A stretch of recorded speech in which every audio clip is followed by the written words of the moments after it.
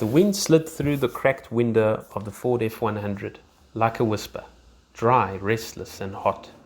A low hum rattled from the old dashboard speakers, a country station half lost to static.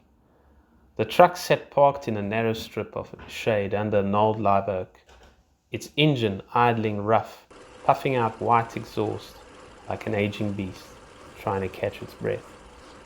Inside, Reed Barrett waited.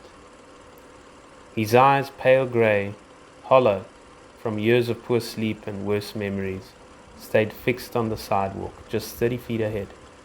He watched unmoving like a sniper in a foxhole. Sweat trickled into his stubble, but he didn't wipe it. His knuckles were white on the steering wheel, his pulse steady, almost meditative. The man in the checkered shirt had appeared only minutes ago. Mid-40s, tan boots, too clean, too calculated. Reed had seen him approach the child back by West Village Mall. The boy, maybe 8 or 9, wore a red t-shirt and clutched a scuffed Spider-Man backpack. The boy pulled back. Reed noticed things, always had. Most people don't recognize a predator when they see one.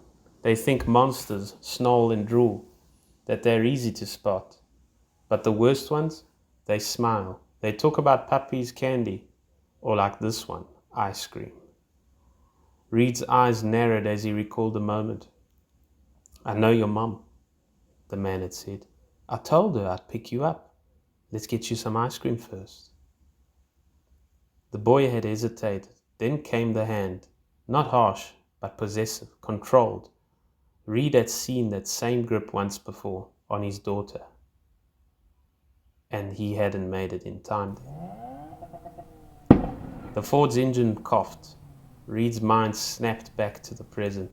The man was leading the child toward a white van, parked on Blackburn Street. Plain, spotless, windows dark, too clean.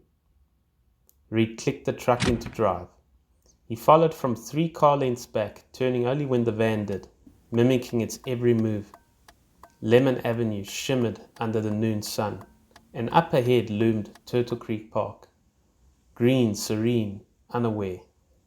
The man was headed somewhere quiet, somewhere no one would hear a cry for help. But Reed had other plans.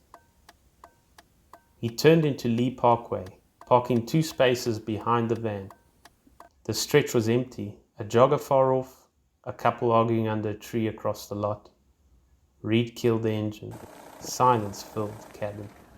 Without hesitation, he reached over, pulled the seat release, and crawled into the modified compartment behind the passenger seat. Hidden under a black tarp and a folded oil-stained towel lay his rifle, a 45-70 Henry lever action. The weapon felt like an old friend, oiled, heavy, honest. He loosened the wing nut on the truck's tailgate. A small peephole slid open facing the lot. He adjusted the sight, locked the barrel in place, and watched. The man had exited the van. He opened the door, gestured for the boy to follow. The kid hesitated. The man spoke softly, too softly to hear, and guided him toward the park entrance. 70 meters. Reed steadied his breathing. Inhale. Exhale. Hold.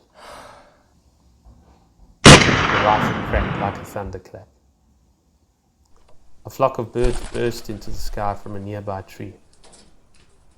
The man in the checkered shirt stumbled mid-step and fell. The boy froze. A single startled cry, and then backed away in shock. Reed waited still. The boy turned, panicked, scanning the park before running toward the main road. That was Reed's cue.